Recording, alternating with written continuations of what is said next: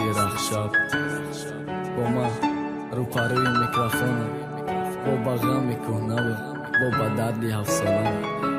با عشقی دست به دست با عشقی به انجام این ترک از پیست داره کسی که با مانندی من امروز عاشقه همون رخشابه که پیدا شد بعدی آمدنش در دیلش سالای دراز دختره بود که او مخفی بود که او بازی میکرد رولی خرابه کرد نکی عاقبت چی شد عاقبت خیانت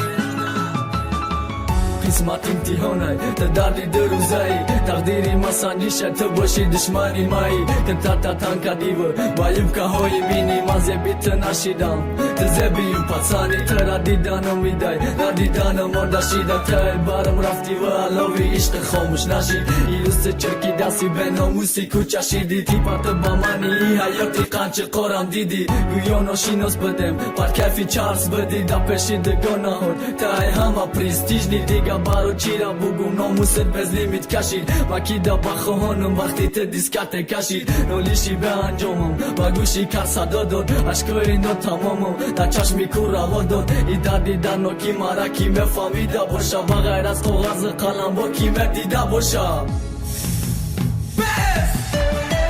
جان ای بدم برو من کی برنگشتی دیل اغا پرشیده تو وقتی اون بگشتی تشایی غم دنیا و غلامی غمی تو رو باری یا شیخایی مکانیزی عشقی تو و خاصی تقدیر بدون دیگه تو را ندارم پناهت با خدا بدو ای روزای تو بذارم ای گلی تیرم و دیده خزانی روی زمین تای گردانی خد برون دست با دستی دشمنامی چپرکیزی می سخنک زدن که افسوس تو مرا نمیدیدی ای روزا که تنها بسوس پیغانی نور بلنده دیلی سوختش خاموش کن قصه رخشابه اگر تانی فراموش کن بانی سالای درازی روز رو پرو زدم با کدام اقل اومدی یکی اینم سر کنم مگوی فراموش کنم گیره تاخیمه دارم دل مگه قجاقش کن یکی ناموز ناممونا خیانا رپرم کدا یالم شویر شیدم تدا پاسی موندی و بلندی را نیگو کدا ما مخلصانه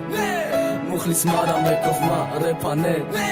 رپ مارا یه افتاده قچاقی چانکاس شوا سار مکدی دا بغالی چمپی توخ غامتو می برواردی ده کیفاوی برکدا ناموسا دا غلوت کردی پسلیف سوی تجیبا زوی ما قدم مونی برگشتن جایی بود یکی ما انتظار بدم نامی تسی تارم کرد اتاق من نیکتا بدم ما عشقا دل کشتم خودی رای تو نبوشید برام تو بگانا شیدی نوری تی امروز افسی شید رخشاب رد غمشا نخ خیانت مگذارا بیا با صدای نور افسی خالی کنم غما بیا با صدای نور امسی خالی کنم غما